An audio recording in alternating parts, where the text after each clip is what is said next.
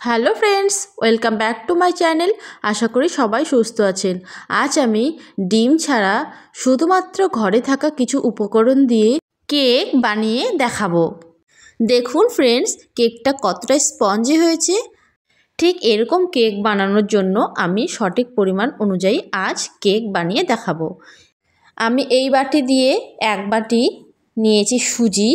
ঠিক একই বাটি দিয়ে আমি সমস্ত উপকরণ দেব।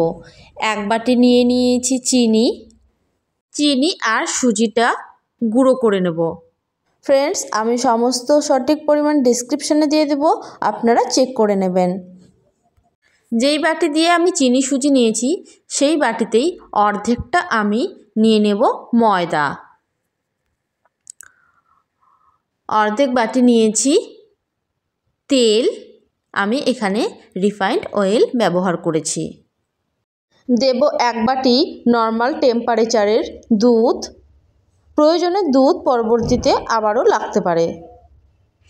তারপর সবগুলো একসঙ্গে 30 সেকেন্ডের মতো ব্লেন্ড করে নেব মিক্সারে। আপনারাও আমার মতো এই ফাঁকিবাজি পদ্ধতি ব্যবহার করবেন, কেননা কেকের জন্য সব কিছু ফেটাতে হাত ব্যথা ধরে যায়। দেখুন, এখানে কেকের জন্য একদম ব্যাটারটা পারফেক্ট হয়নি, আবারও একটু দুধ লাগবে।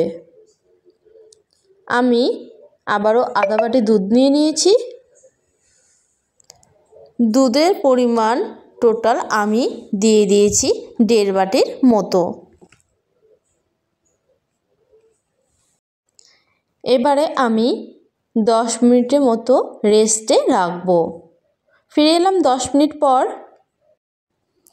দিয়ে দিয়েছি কয়েক ফোঁটা ভ্যানিলা এসেন্স, আধা চামচের মতো বেকিং পাউডার, 1 চামচের 4 ভাগের 1 ভাগ দিয়ে দেবো বেকিং সোডা, পরিবর্তে ইনো ব্যবহার করতে পারেন। তারপর আবারও আমি 30 সেকেন্ডের মতো ব্লেন্ড করব।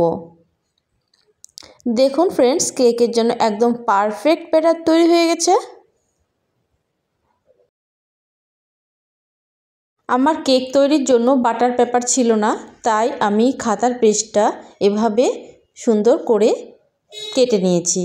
এই পাত্রে আমি কেকটা বানাবো। তার জন্য আমি পুরো পাত্রে তেল মেখে নিয়েছি। এবার পেপারটা আমি দিয়ে দেব।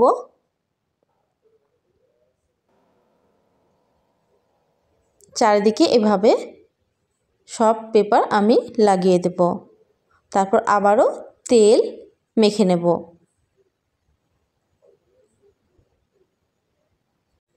তেল মাখানো একেবারে কমপ্লিট।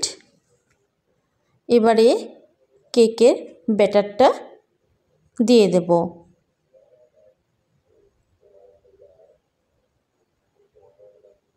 তারপর এভাবে একটু ড্যাব করে নেব। আমি এই কেকটা একটা প্রেসার কুকারে বানাবো। তার জন্য প্রেসার কুকারে মাঝখানে একটা স্ট্যান্ড নিয়েছি। হাই হিটে 5 মিনিট আমি পুরো হিট করে নিয়ে তারপর আলতো করে কেকের বাটিটা বসিয়ে দেব। ভালোভাবে প্রেসার কুকারের ঢাকনাটা লাগিয়ে দিয়ে একেবারে লো আঁচে আমি কেকটা তৈরি করব। 15 মিনিট পর আমি ঢাকনা খুলে ড্রাই ফ্রুট দিয়ে কেকটাকে সাজিয়ে নেব।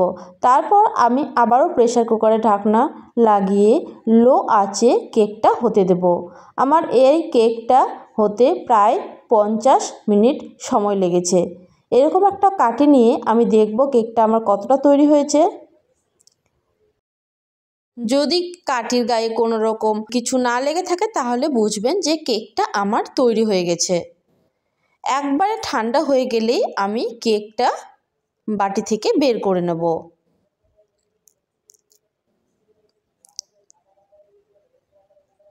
এভাবে উল্টে দিয়ে একটু ড্যাব করে নিলেই আলতোভাবে কেকটা উঠে আসবে।